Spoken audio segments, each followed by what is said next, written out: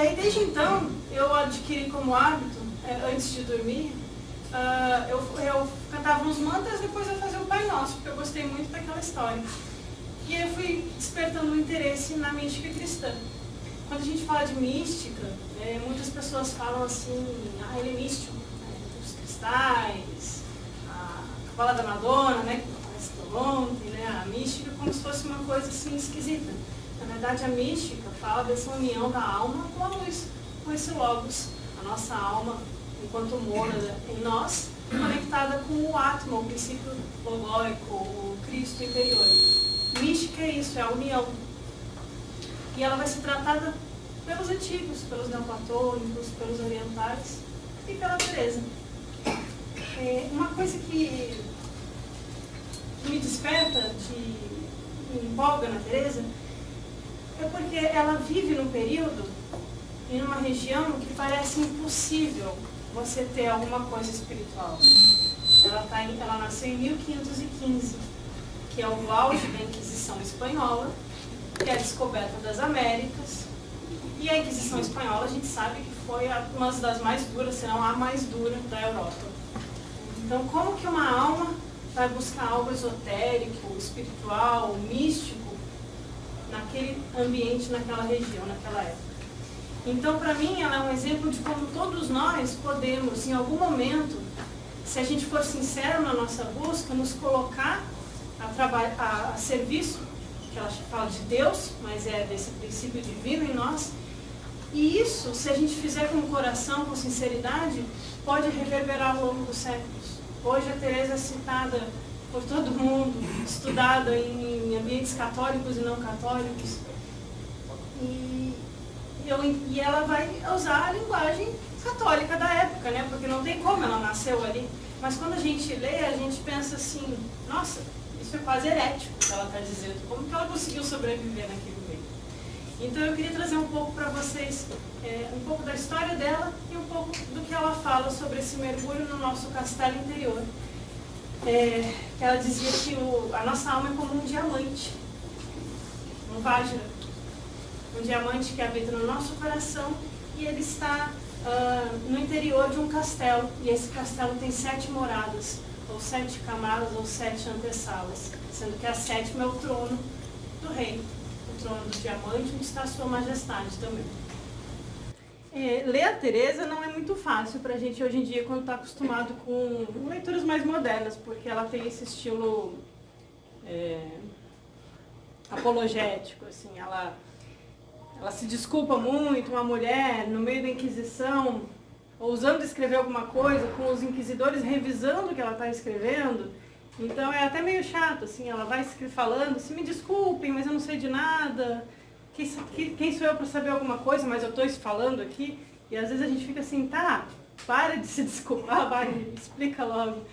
Então, quando a gente lê ela, a gente tem que ter em mente esse contexto que ela está inserida, e perceber que ela não está escrevendo para uma publicação editorial, ela está escrevendo para um grupo de monjas que estão familiarizadas com a prática, né? Então, quando a gente lê, a gente se coloca como uma carmelita ou um carmelita lendo e praticando. Ela nasce, né, em 1515 e logo 2 anos depois o Lutero prega surge o luteranismo, né? Aquelas proposições de Lutero. Então é uma época que o cristianismo está fervilhando, as Américas acabaram de ser descobertas e ela está naquele meio. O pai dela teve outros filhos, ela teve 11 irmãos e ela é a 6ª, é uma bem do meio. E quando ela tinha 13 anos, a mãe dela morre. Então esse é o ambiente que ela vai estar. E mais do que isso, ela vem de família judaica. Então não era simplesmente uma espanhola católica tradicional. O avô dela era um judeu convertido, daqueles judeus que se converteram para não serem perseguidos pela Inquisição. Então provavelmente a família trazia alguns resquícios de outros tipos de saberes, né? Quando ela era criança, é dito que ela gostava de brincar, de construir mosteiros de pedra com as pedrinhas do quintal. Ela e o irmãozinho dela, o Rodrigo, eles gostavam de brincar de convento, brincar de mosteiro. E aí ela, por uma época, ela desenvolveu uma certa obsessão, ainda jovem, 10, 11 anos, com a ideia da vida eterna. Era isso que cativava ela. Essa ideia de que há um para sempre. Seja um inferno, mas uma vida divina para sempre, uma libertação para sempre. E aí ela soube, por causa das invasões dos mouros lá no sul da Espanha, né, as cruzadas, que já tinham acontecido, né, mas naquela época na Espanha estava acontecendo algumas degolações, algumas coisas do tipo, que os mártires estavam morrendo no Oriente por professarem, né, a fé cristã. E ela achou isso muito interessante porque ela pensou, nossa, ao serem mártires, eles vão ter direito à vida eterna. Que fácil! Né? Não preciso fazer muito esforço, aqui eu vou lá, vou morrer, pronto, está resolvido. E aí diz que ela foge com o irmão dela, aos 12, 13 anos, põe a trouxinha nas costas e foge porque ela quer ir atrás da vida eterna para morrer como mártir cristã. E o tio dela pega eles na ponte e fala, voltem para casa, crianças. Isso não vai dar certo. Então, isso é narrado no livro da vida, que é o livro que ela escreveu a pedido. E logo depois, aos 13 anos, a mãe dela morre. E ela desenvolve uma profunda devoção por Maria, para preencher um pouco essa ausência da mãe, né? Uma casa muito grande, um pai viúvo, muitos irmãos, ela uma irmã mais velha, já tendo que cuidar dos pequenos, não deve ter sido muito fácil. Então ela se volta à oração, à devoção por Maria, em busca de preencher essa ausência que ficou. Só que como todo mundo, e o que eu gosto quando a gente estuda os místicos, é que o que os místicos no geral dizem, São João da Cruz, São Francisco, outros, eles falam da experiência deles e é sempre a gente encontra algo em comum. Tanto com os místicos orientais também, os contemplativos, né? Sempre há algo em comum, porque a experiência não pode ser diferente se a luz que está em nós é a mesma, né? Então a experiência ela vai ser descrita com outras palavras, mas a gente sempre acaba encontrando semelhanças.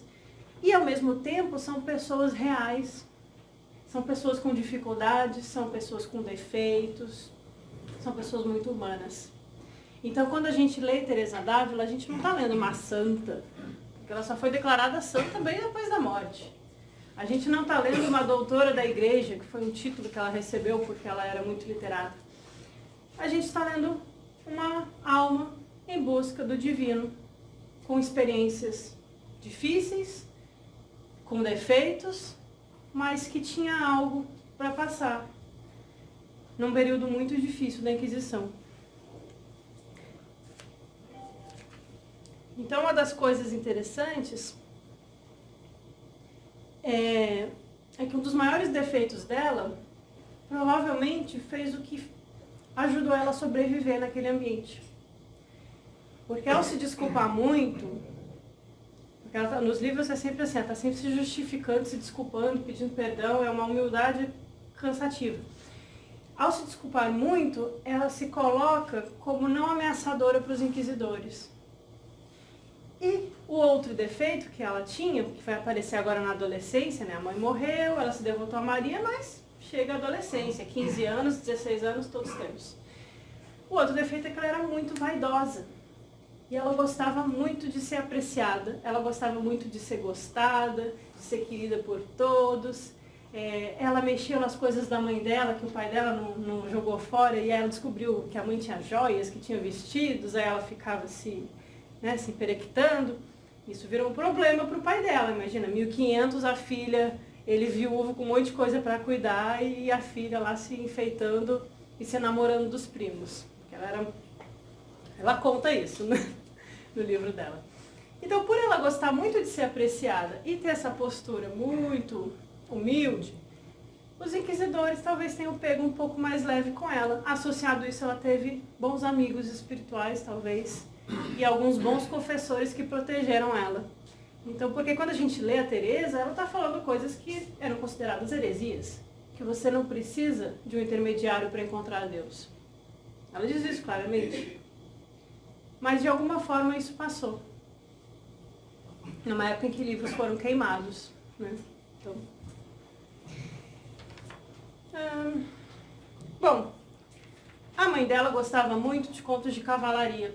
E aí por isso talvez ela tenha usado um pouco a imagem do castelo, do rei, porque ela também adquiriu um gosto por essas leituras. Mas ela morava em Ávila, que hoje em dia Ávila é a muralha medieval mais bem preservada até hoje. É uma cidade belíssima. É aquela imagem de filme de fantasia de muralha medieval, com as torres redondas, os quadradinhos e a muralha protegendo a cidade. Então tudo isso estava na imagem que ela vai desenvolver no livro, né? Ela está dentro do seu tempo e da sua região.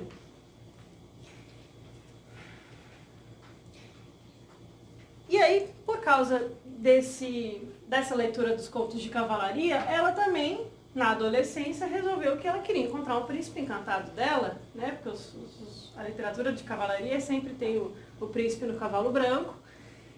E ela ali, adolescente, bonita, né?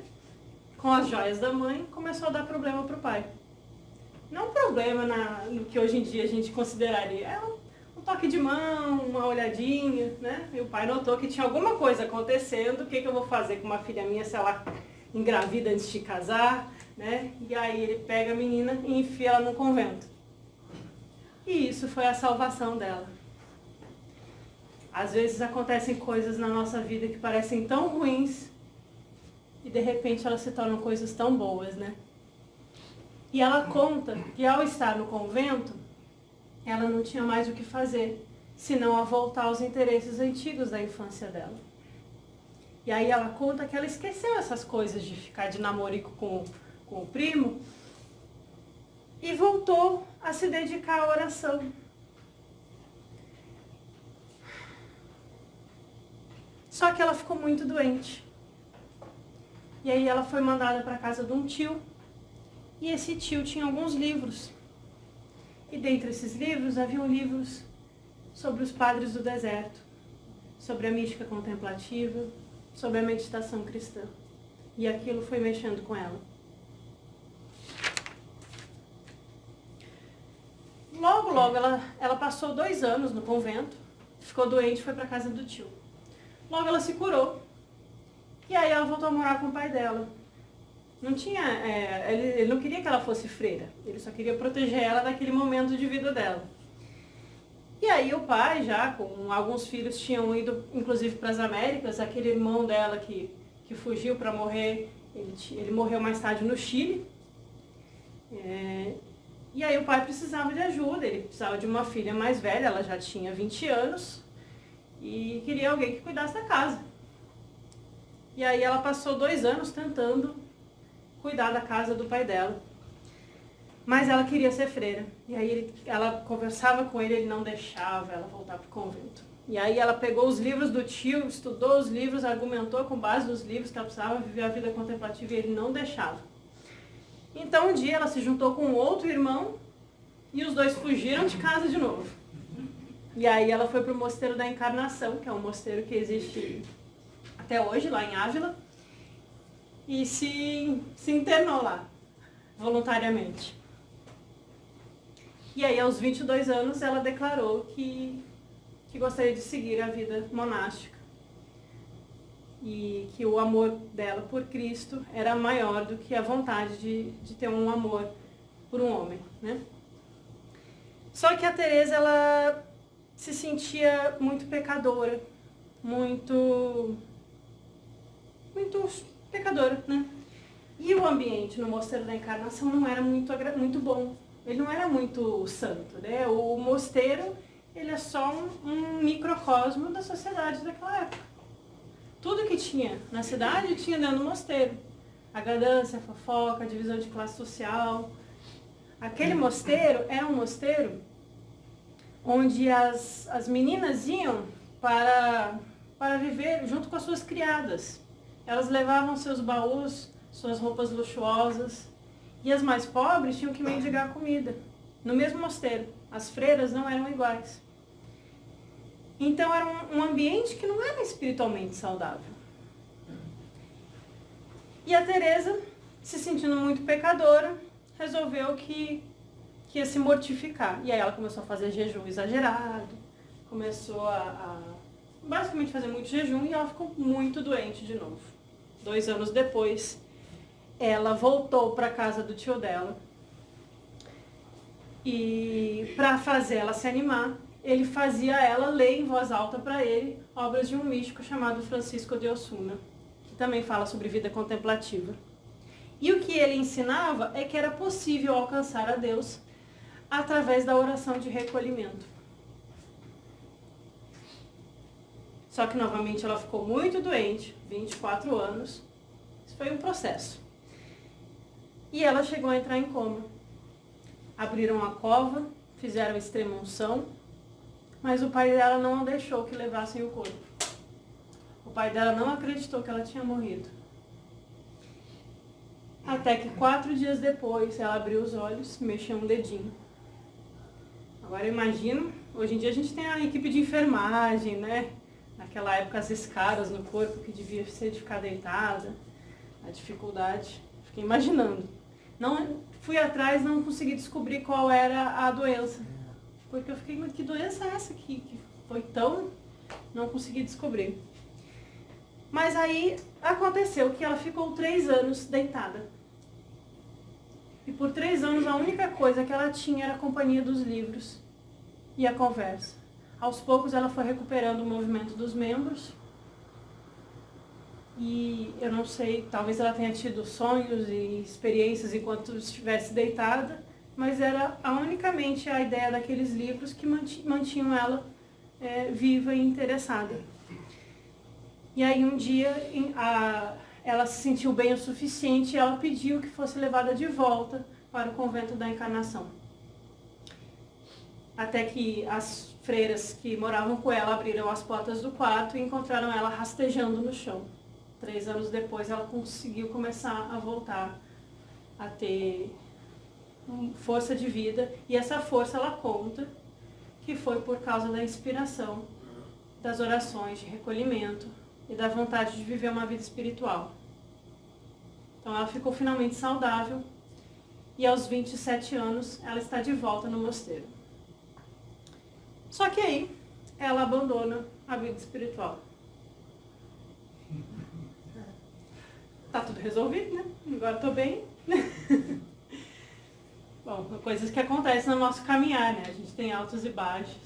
Às vezes a gente abandona, às vezes a gente volta com fervor. E existe um momento que a gente vai ter que encontrar essa estabilidade. Mas não é fácil para quem está numa busca. Então ela abandona a oração. Claro que, assim, existiam as obrigações do mosteiro. 2 horas por dia tinha a oração da manhã coletiva e a oração do fim da tarde coletiva. Tinha a missa toda semana. Isso ela continuou fazendo as obrigações. Mas estar fazendo as orações diárias com as freiras, estar com as irmãs e estar nas missas não quer dizer que está tendo vida espiritual.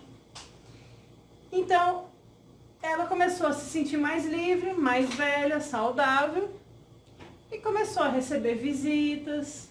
Vinha pessoas contar as fofocas da cidade, quem casou com quem.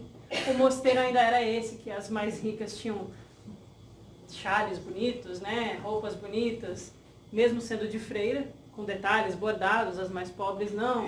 As mais ricas traziam comidas gostosas, bolinhos de limão, né? Biscoitos de aveia, e as mais pobres tinham que mendigar na rua. Então ela via isso acontecendo, mas não estava tocando ela nesse momento.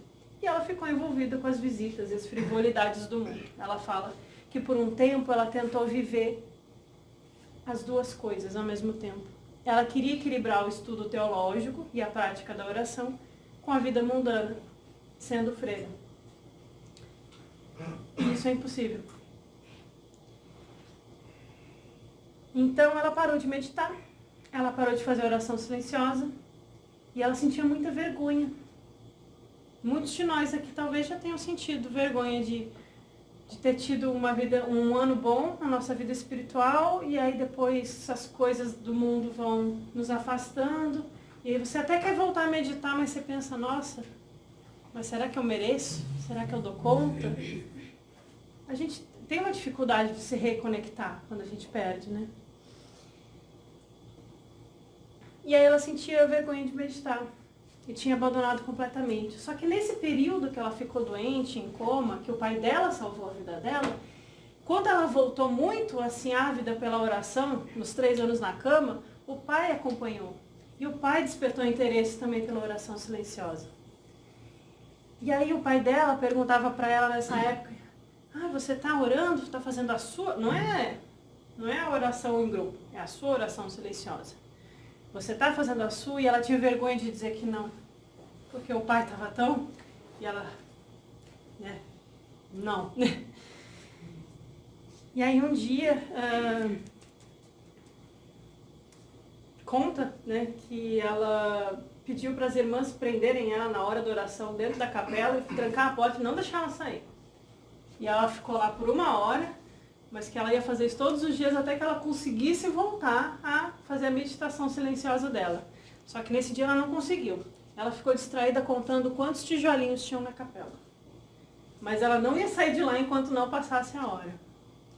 Depois, quando ela teve algumas experiências com Sua Majestade, diz que ela perguntou e ele falou, aquele dia eu te amei, filha, porque eu vi que você ia tentar, né? Que você não desistiu de contar os tijolinhos, mas não saiu dali. E aí ela estava num desses momentos tentando voltar e ela viu uma imagem, essas imagens horrorosas de Jesus na cruz. E a Teresa, ela era muito apaixonada, a gente sente isso nos escritos dela, é inclusive uma das críticas depois que São João da Cruz vai fazer ela. Ele fala, Teresa, você é muito apaixonada, calma, porque ora é muito isso, ora é muito aquilo. Então ela tinha essa natureza de se entregar muito. Então ela vê aquela imagem de Jesus sofrendo e aí ela começa a chorar e fala, nossa, você sofreu tanto e eu aqui perdida com esse monte de frivolidades. E aquilo toca ela. E aí ele diz que ela escuta uma voz dentro da mente dela, como se fosse o próprio Jesus falando com ela, dizendo assim, eu estou ferido por causa das suas conversas fiadas no corredor. Aí naquele dia, ela falou, nunca mais. Naquele dia ela começou a meditar de novo, de verdade. E ela diz uma coisa interessante que eu sempre lembro dessa passagem quando tem alguma coisa na minha vida que eu acho que eu não estou fazendo certo. Ela diz que ela usava desculpas. O São João da Cruz fala muito isso. Você dá muitas desculpas, Teresa. Para de dar desculpas pelos seus defeitos. Que a desculpa que ela não estava meditando é porque ela não merecia. E aí ela fala, não, isso era o diabo influenciando a minha mente para fazer eu não meditar. Eu tinha que estar fazendo o contrário, né? E aí ela começa e ela tem 39 anos. Então, muitos aqui já passaram dos 39, mas quando eu leio isso, o que eu penso assim, nunca é tarde para recomeçar. A gente vê a história de uma freira que entrou no convento aos 16 anos. Dos 16 aos 39, foram altos e baixos. Ela não era santa. Ela estava tentando. Mas aos 39, ela diz, Deus começou a conceder-me graças.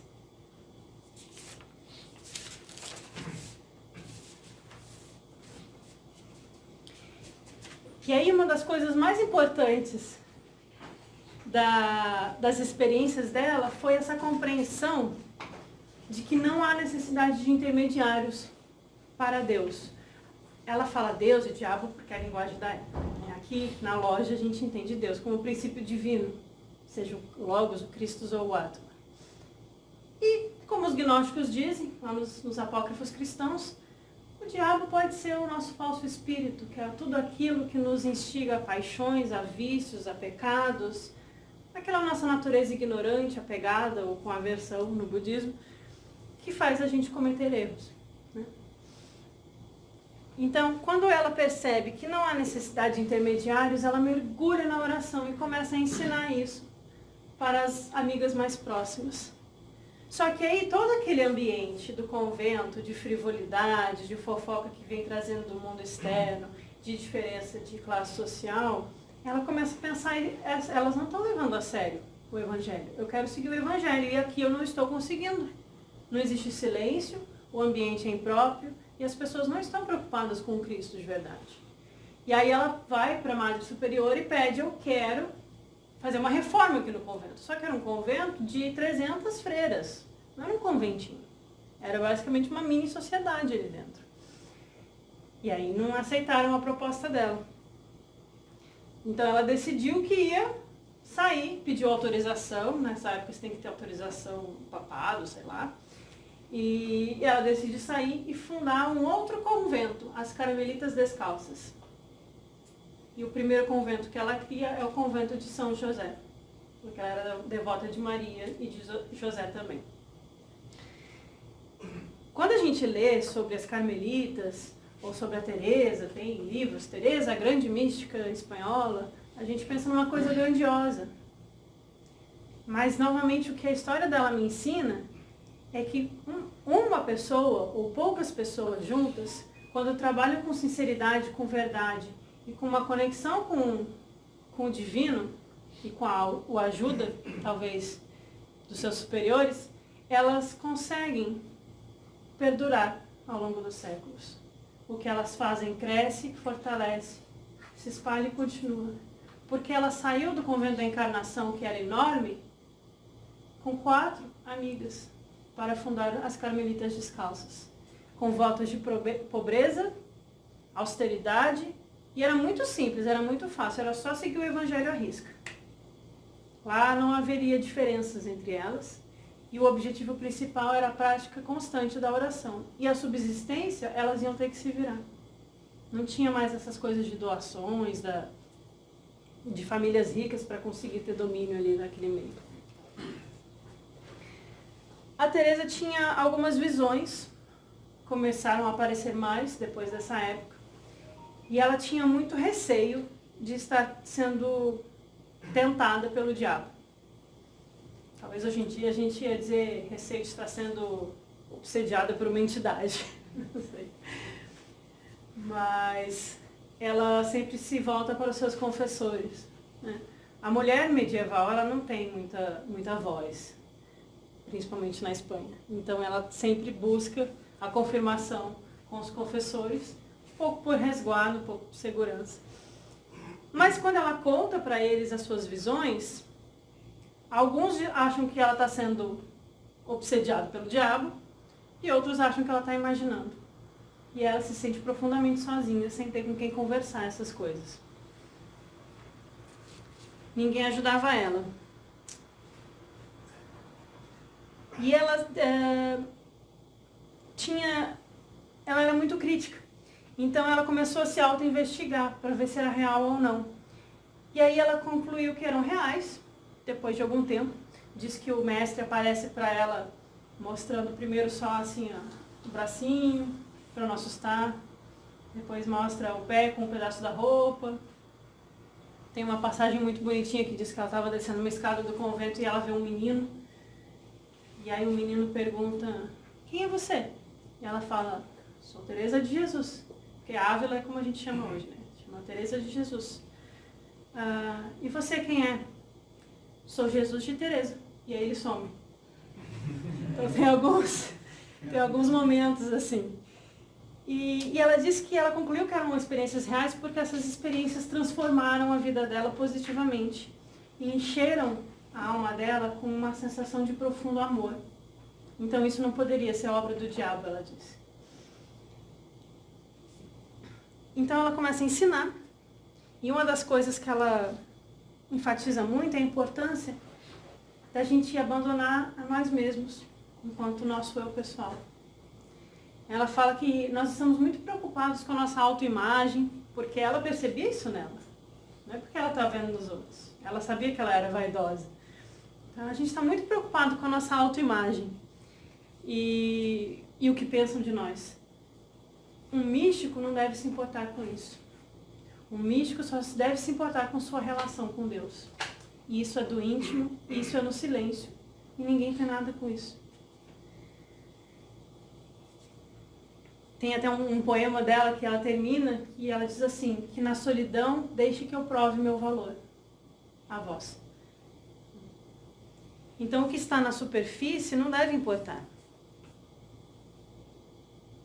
Ela dizia que a vida mística demanda um compromisso de transformar a nós mesmos. E a melhor maneira para permitir que seja feita a vossa vontade, e aí eu volto lá no Pai Nosso que eu aprendi quando era criança, seja feita a vossa vontade. Não é a minha vontade, do meu eu individual, nem de um Deus externo a mim. É a vontade ética. A vontade da luz que brilha em mim, que ela resplandeça através do meu ser em direção aos outros. Que eu permeie as minhas ações pela luz de Budi e pelo Atma, não por Kamamanas, a Teosofez aqui. E é isso, a mística é permitir que essa vontade do divino haja através de nós. E a melhor maneira de permitir que seja feita a vossa vontade é ajudar aos outros, é ter compaixão pelos outros e é ajudar sem pensar em nenhuma vantagem. Parece que a gente está lendo algum místico oriental, mas é um espanhol do século XVI. E além disso, além de ajudar os outros sem pensar na vantagem pessoal, é trabalho, diligência e progresso na prática das virtudes. Aí a gente volta tudo da palestra anterior aqui.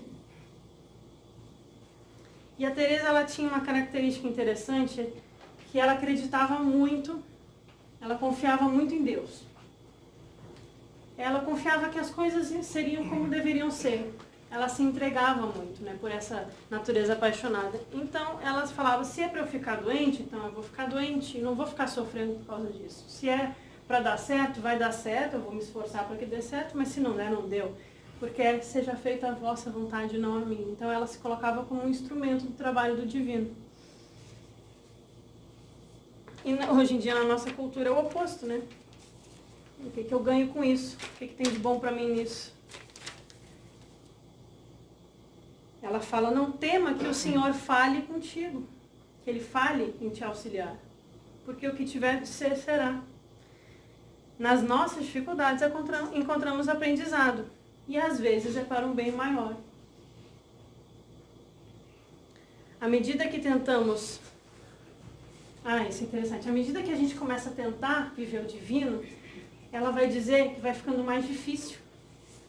Não é assim, eu vou me dedicar a Deus e a luz vai brilhar e vai ser maravilhoso. Não, vai ficando mais difícil, porque a gente vai escavando e a gente vai levantando a poeira.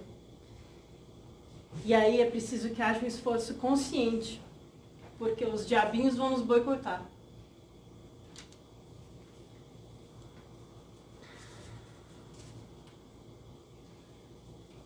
Então, no convento das Carmelitas, elas viviam com extrema pobreza, era realmente uma vida muito simples. E a Teresa tinha o hábito de colocar na mesa de jantar uma caveira humana. Todo jantar tinha lá a caveira, e ela falava, isso aqui é para lembrar que todos nós morreremos um dia, para a gente saber a importância do que a gente está vivendo hoje, porque vai acabar a nossa chance um dia. Porque ela tinha um interesse muito grande pela morte, né? Ela quis ser mártir na infância e tinha essa caveira, e em um dos poemas dela, infelizmente ficou no PowerPoint, mas ela fala, morro porque não morro, quisera eu poder morrer para reencontrar a ti, mas enquanto não posso, continuo a trabalhar, né? Ela tinha esse desejo de morte, mas que não era mórbido, era de reencontro da alma, né? E alguns dos votos das carmelitas, né, tinha o voto de pobreza e tinha o voto de oração constante. Aí a gente pensa assim, oração constante, para eu pegar aquele mala de 108 contos e ficar, né? É 108 no terço também? No budismo é 8, né? Não sei. Mas a gente fica lá contando, rezando, né? Aí bate papo, fica rezando. Isso não é oração constante, né? Oração constante, ela é a lembrança do divino em nós o tempo todo. É nós acordarmos e irmos dormir pensando no divino que habita em nós, pensando na vontade de Deus, no Cristo interior, que Ele possa se manifestar através de nós. Então, em tudo que a gente fizer, é a gente colocar a vontade da luz. Em tudo que a gente fizer aquilo que a nossa alma intuitiva, a nosso daimon, quer fazer eticamente, e não o que a nossa vontade mundana deseja. E isso é a coisa mais libertadora, porque isso realmente vai trazer a paz interior. Ela fala que a gente sente saudade de Deus. Isso é uma ideia platônica. A alma com saudade. E à medida que essa saudade vai aparecendo, a sensação é de sofrimento. Porque a gente fica na divisão entre o mundo e o divino. E encontrar esse equilíbrio é difícil. E a gente sente saudade porque ela diz que Deus está muito perto de nós. Está dentro. Só que Ele está esquecido. E Ele está triste. E a gente precisa ir visitá-lo. Pois se a alma é um diamante no interior de um castelo, um dia um rei sentado num trono, como é que a gente pode largar esse rei sozinho e nunca visitá-lo? E ficar se preocupando com coisas tão frívolas e sem importância no mundo?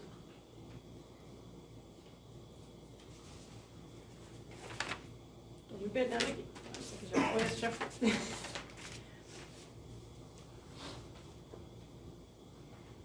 Então ela fala que a oração não é sobre uma técnica. E não é verbal, não é falar coisas. É sempre a oração silenciosa que ela está se referindo quando fala em oração. E não é uma técnica ou método. Antes de tudo, para dar certo a oração, a gente precisa de 3 virtudes: amor, desapego e humildade. Parece com outros sistemas, se alguns de vocês já tiverem lido outros parecidos. Tenho certeza que vão identificar. Então, há um esforço sincero de uma vida reta e virtuosa. Então, amor é compaixão pelas falhas dos outros. É você perceber a falha do outro e, ao invés de apontar ou ficar frustrado pelo outro, você pensar na virtude oposta e colocá-la em prática. Então, é um exercício constante. Você viu uma falha, sua ou no outro, lembra da virtude e coloca em prática. E ela também fala que não é nem excesso ou falta de amor. Ela chama de falta de amor, né, que é fácil de entender, mas excesso é o amar mais alguém do que ao outro. Ela fala para as irmãs, né, cuidado para você não cultivar amores em excesso. E também excesso é quando você ama outros mais do que a Deus. Aqueles a quem o Senhor dá conhecimento, gnoses, amam de forma diferente. Esse conhecimento é sobre um outro mundo, um mundo que é eterno. Esse mundo de cá é como um sonho. Palavras dela, não de Platão. É um desperdício de energia colocar o nosso foco no sonho e não no eterno. Então prestem atenção apenas no que é eterno e aquilo que nos aproxima de Deus dentro de nós. Para ajudar nessa prática, mantemos a constante lembrança de que tudo é vão, tudo é impermanente e tudo chegará ao fim. Nós nos desapegamos daquilo que é trivial e focamos no eterno. E ao fazer isso, quando a gente muda o foco do sonho para o eterno, Sua Majestade ajuda. Nas cartas dos Mahatmas, eles dizem: quando você se coloca no nosso caminho e deseja servir e pensa sobre nós, e honestamente deseja seguir essa senda espiritual, nós percebemos, toca uma campainha, bate aquele sininho assim, tem alguém aqui querendo acordar. Então, à medida que nós nos colocamos, a Majestade pode escutar. Mas se a gente não faz isso, não há milagre que aconteça. E ela coloca o desapego e a humildade como coisas conjuntas, né? O desapego e a humildade juntas, eles conseguem facilmente, ela diz, lutar contra todos os demônios e até entrar nos piores infernos.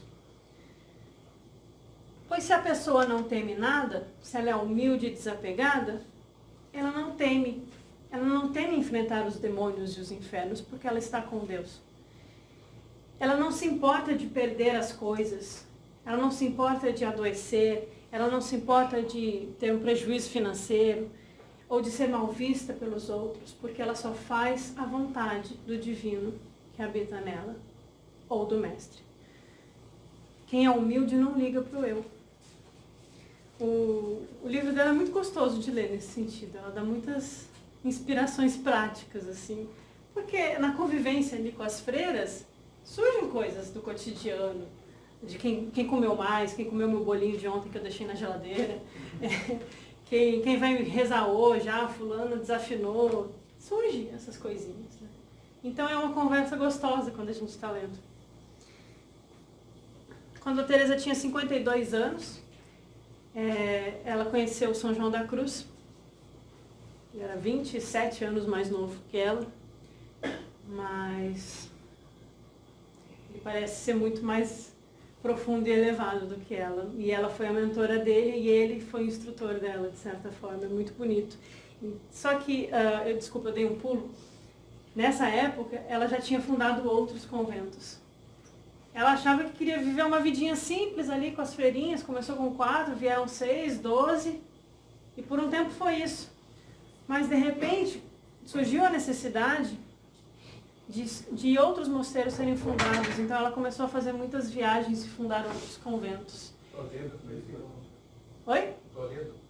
Sim, Toledo, Barcelona, Toledo, Ávila, Secóvia. 18 conventos em 20 anos. 18 conventos em 20 anos. Obrigada pela informação. Assim.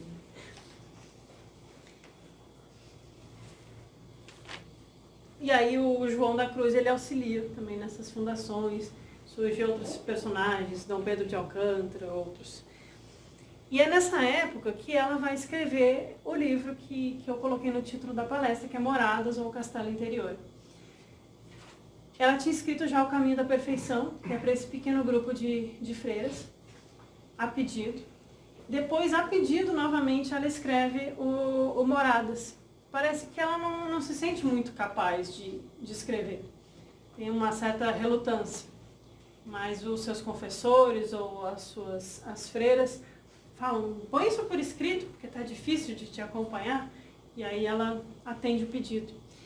Só que todos esses livros passaram pela mão dos inquisidores. Inclusive ela escreveu um comentário muito belo ao Cântico dos Cânticos, que mandaram queimar. Por sorte, um dos padres que leu gostou e copiou. Então hoje a gente encontra. Mas o original foi queimado.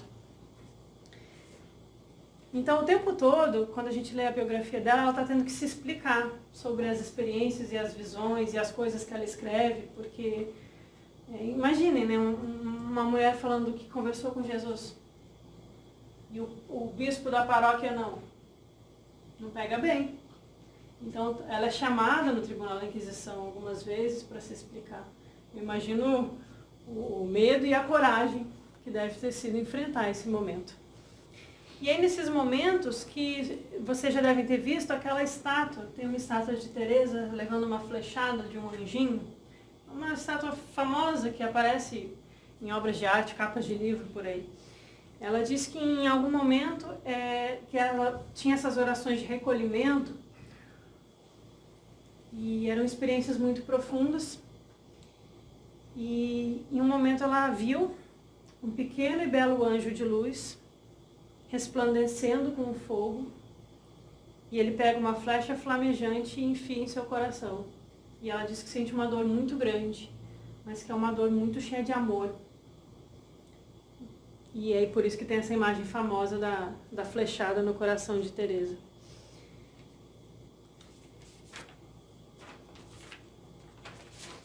E ela fala que para a gente chegar à oração, existem 4 estágios.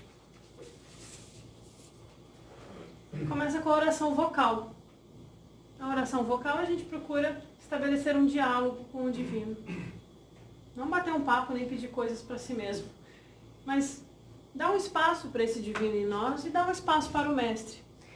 Ela fala assim, como é triste que você não tenha tempo para se dedicar ao mestre, porque ele é como um namorado. Você tem que gastar 2, 3, 4 horas da sua vida a ele. Desculpa, Joaquim. Então ela dedique-se a encontrar esse namorado, esse amor.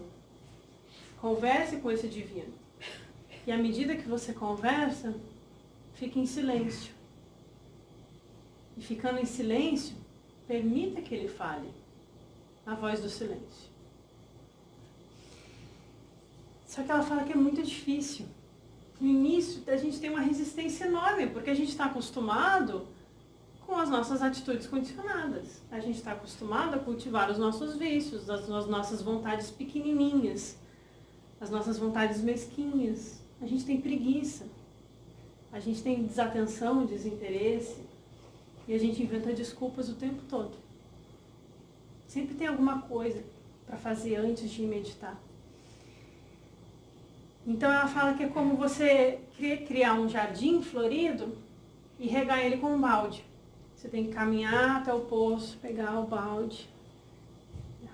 Isso cansa e exige um esforço enorme para você conseguir fazer esse percurso inicial. Mas à medida que você vai conseguindo, surge uma segunda etapa. E aí é como se houvesse uma roldana num poço. Aquela que você tem que rodar e faz força, aí vai saindo água por um caminho. Não tenho uma imagem muito boa disso, mas eu consigo visualizar. Então você faz um esforço. Vai lá, mas você não tem que mais ficar carregando o balde para lá e para cá. Então já sai um pouco de água. A água aqui é a água divina. É a água da vida. A água do Cristo interior. Na terceira etapa da oração interior, é como se essa água viesse por um aqueduto. Tem uma construção e ela vem aos poucos. E na última etapa, é uma chuva torrencial que derrama, inunda e rega todas as flores do nosso jardim. E é assim que a nossa mente vai conseguindo se conectar com o Cristo interior, com o divino em nós, e permitindo que essas flores brotem, iluminando mais o mundo. Porque à medida que a gente vai buscando ser mais como Cristo, as pessoas à nossa volta também vão se tocando. E a gente vai ajudando a construir um mundo melhor.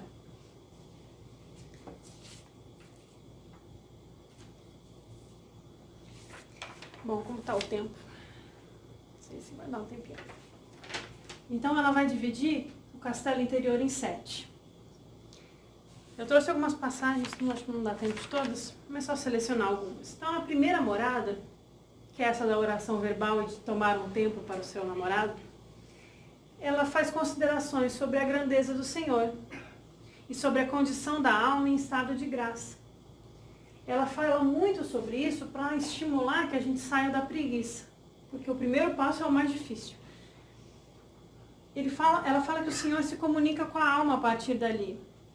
E a gente deve entrar nesse castelo pela porta da oração. Que não existe vida espiritual e vida interior sem a vida da oração silenciosa, porque essa é a porta do divino. A porta é a meditação. É necessário antes uma reflexão.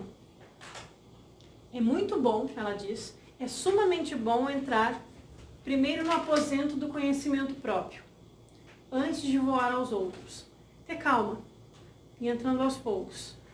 Tratemos de progredir no primeiro aposento, aprofundando o conhecimento de nós mesmos.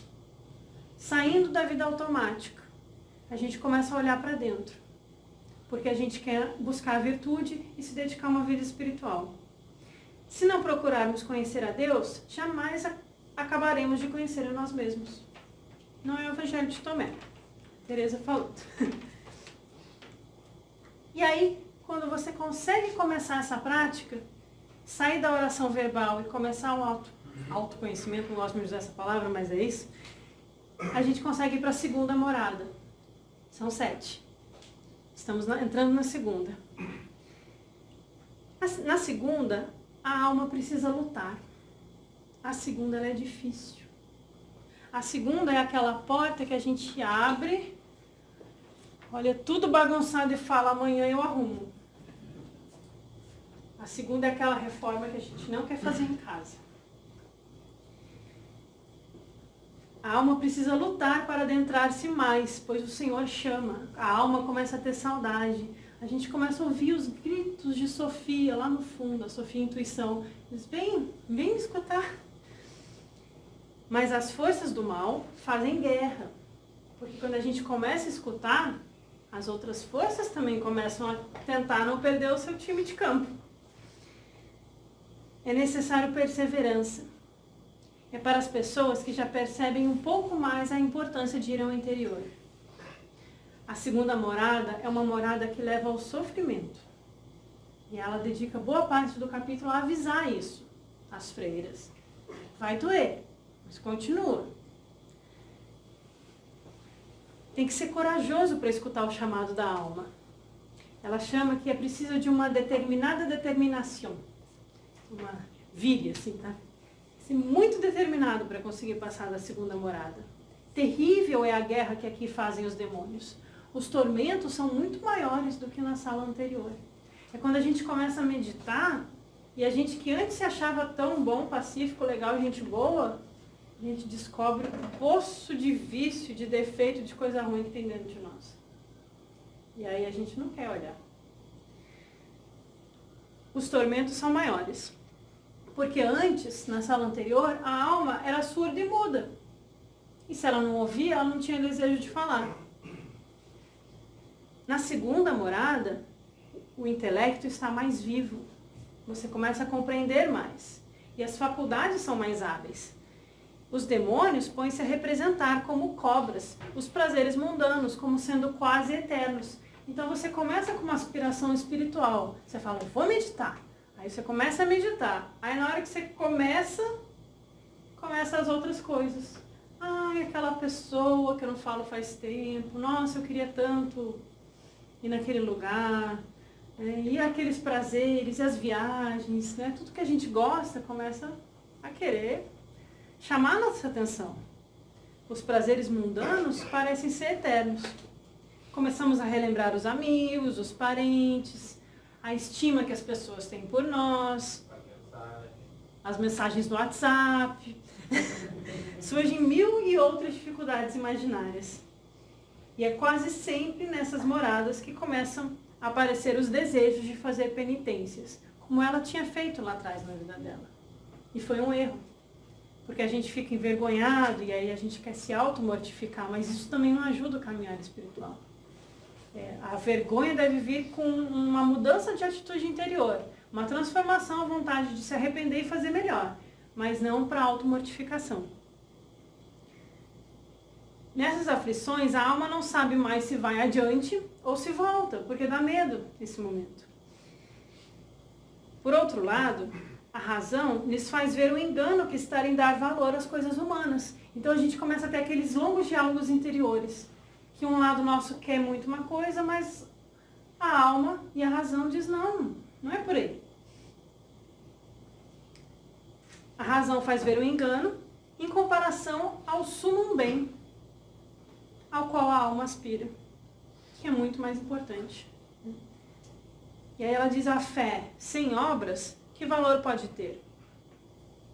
Se essas não estiverem unidas ao merecimento, o que valerão? Sem a oração, a reflexão e a meditação, quem nos vai estimular a amar o Senhor? Sempre exortando que a gente nunca deixe de meditar. Na terceira morada, na segunda vai aparecer cobras, né? Venenosas. Na terceira morada é a oração de recolhimento. Então a gente começa com a oração verbal, o autoconhecimento na primeira. A perseverança e a autopercepção na segunda. E o recolhimento dos sentidos, a humildade e a persistência na terceira. Na terceira, a alma deve andar vigilante e atenta. Vigilância constante durante a meditação. Igual a meditação budista. Não é necessário ser monja, como nós, para estar no caminho do Senhor. Herética. Não é necessário nem ser cristã. É necessário submeter-se à prova. O principal não consiste em castigar o corpo com austeridades. Quando eu falo em caminhar, em acelerar o passo, eu falo em andar com grande humildade. Sabeis que o mal dos que não vão adiante está na falta da virtude. Então, o grande empecilho nesse momento é que quando você vence aquelas grandes dificuldades da segunda morada, que você tem vergonha de si mesmo, você vence, aí você vai para a terceira morada e você fala, sou bom, venci. E aí o problema, a falta de humildade vai fazer você estancar no seu caminho. Com sentimentos humildes e inegoístas, chegaremos ao estado sublime. Sem eles, ficaremos a vida toda no mesmo lugar, entre 1000 sofrimentos e misérias. Na terceira morada, o Senhor, justo e também misericordioso, não deixa de pagar, dando sempre muito mais do que merecemos. Ela disse que às vezes ela tinha, derramava uma água luminosa, inspiradora, uma experiência mística, um êxtase que ajudava no momento de dificuldade, né? E ela sempre fala, o Senhor nos dá mais do que a gente merece. Concede-nos contentamentos incomparavelmente maiores do que as distrações e os prazeres da vida. É muito mais prazeroso estar em contato com Deus do que todas essas coisas que vocês estão buscando aí fora. Não penso, porém, que Ele dê muitos gostos, a não ser uma vez ou outra, para atrair, para ficar aquele gostinho de quero mais. Não é que toda vez que a gente vai para uma oração vai ser bom. As freiras falavam para ela que não conseguiram fazer a oração silenciosa naquele dia, se sentiram incompetentes, ficaram frustradas. E a Teresa fala, tudo bem, tem dias que a gente não vai conseguir, mas continue tentando.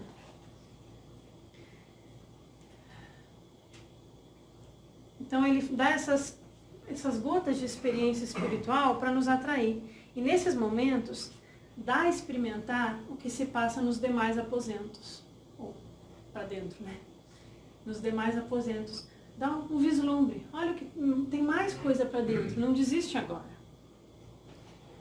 A comunicação espiritual com aqueles que já estão desapegados de tudo é de enorme proveito para conhecermos a nós mesmos. Ela está instigando que a gente busque auxílio e comunicação espiritual com aqueles que já se desapegaram de tudo. E aí, chegamos na quarta morada, a oração da quietude. Conseguimos alguma humildade, não desistimos e continuamos. E aí surge a serenidade. Os répteis venenosos, as cobras, eles raramente penetram nessa morada. Quer dizer, os nossos vícios mais grosseiros, aquelas atitudes mais cruéis, maldade, aquele egoísmo mais mundano, a gente já conseguiu vencer um pouco. Então esses não penetram nessa morada. As meditações nesse aposento levam a receber as consolações do Senhor. Então, às vezes existem alguns vislumbres do divino em nós nesse momento, mas a gente não deve buscá-las como objetivo da oração. O mal está em supor que tudo consiste em pensar só em vós. O mal está em pensar que tudo consiste em ficar pensando no Senhor. Não nos lembramos que haja necessidade de consultar alguém. Então, surge uma certa arrogância, talvez. O resultado é passarmos terríveis trabalhos por não nos entendermos a nós mesmos. É um recolhimento em que consiste em estar a pessoa às escuras. Não é cerrar os olhos e nem alguma coisa exterior. Mas é preciso estar às escuras. Feche os olhos e busque a solidão. Tem o Plotino, o neoplatônico, falava isso. A união com o uno divino é estar a sós com o solitário. Sem artifícios humanos, parece que se vai construindo um edifício para a oração. os nossos sentidos e as coisas exteriores vão perdendo importância. E a alma vai recuperando os seus sentidos perdidos, os sentidos da alma, a intuição, aquelas capacidades adormecidas, elas vão voltando a nos dar força para agir no mundo. Dizem que a alma entra dentro de si mesma. Buscando a Deus no íntimo da alma, o encontramos com mais proveito do que nas coisas externas. Bom e excelente é o modo de meditar que se baseia nessa grande verdade. Deus está dentro de nós mesmos. Há muita coisa que podemos fazer com a ajuda de Sua Majestade, até onde permite a nossa miséria. Então, há muita coisa que precisa ser feita no mundo. As atividades interiores são suaves e pacíficas. Elas não devem ser deixadas de lado por causa das atividades exteriores, elas devem andar juntas. E aí a Teresa fala da preocupação que a gente fica ao meditar de não pensar em nada. Já sentiram isso, né? Eu não posso pensar em nada. Aí se concentra na respiração. Aí a respiração começa a ficar descompensada, porque em vez de pensar, se concentrar nela, você está tentando controlar ela. E aí você pensa, não vou pensar no macaco. E você pensa no macaco. Então ela fala, a gente pensa muito quando se preocupa em não pensar em nada. Então não é sobre tentar não pensar, é sobre ficar em silêncio para se abrir para Deus e permitir que Ele fale através de nós. É mais um permitir do que um tentar fazer algo. Há uma experiência mística, porque o Senhor se comunica com a alma desde o interior, e isso produz um estado de bem-aventurança. Embora muitos répteis venenosos não entrem nessa morada, ainda há umas lagartixinhas que entram nos cantinhos e distraem o nosso objetivo. Aqueles pensamentos que vão e fazem a gente perder o foco. Aqueles defeitinhos que a gente ainda tem que vão instigando para que eles voltem a se manifestar. Apesar de elas não causarem muito dano, essas lagartixinhas, especialmente quando a gente não presta atenção nelas, né? Quem praticou meditação aqui sabe o que ela está falando, né? É quando a gente não agarra aquele pensamento que está passando. Deixa ele lá. Elas são coisas que importunam e procedem da imaginação, e elas vão passar. Então, a gente conseguiu a oração da quietude, deixou a lagartixinha passar, entrou em serenidade, entrou em silêncio, em estado de chamado. E aí chega a quinta morada, que é a oração de união, a contemplação. E a coisa fica mais profunda. As 3 primeiras moradas é um processo de purificação, de ascese. A 4ª e a 5ª é um desenvolvimento para conseguir ir mais profundo. E a 5ª a coisa vai ficando mais séria. Na 5ª, a união entre o Senhor e a alma se dá no profundo do ser, Teresa diz. Há uma espécie de morte da alma que se entrega ao Senhor. É como na linguagem teosófica, a gente fala que Buddha está no coração e Atma, segundo a carta dos Mahatmas, está no centro da cabeça. Tá? Mas não tá, né? Se tá aqui é só uma força da linguagem. Quando o Buddha se abre, quando o coração se abre, como um cálice para receber a luz que o Senhor derrama, há uma morte da alma que se entrega ao Senhor. Aqui estamos de todo adormecidas, profundamente adormecidas a todas as coisas do mundo. O mundo não importa mais. E também nós mesmos, como indivíduos, não importamos mais. Durante pouco tempo dura essa união. É um vislumbre. A alma fica verdadeiramente como fora de si, sem sentidos. Como no Evangelho de Mateus, Jesus fala, entrando em teu quarto, fecha a porta dos sentidos, e em silêncio, ora ao Pai que está no segredo. É isso aqui que ela está falando. Ela tem um comentário à oração ensinada por Jesus, é muito bonito. Nessa morada, Não é possível pensar, nem querendo. Há um silêncio absoluto.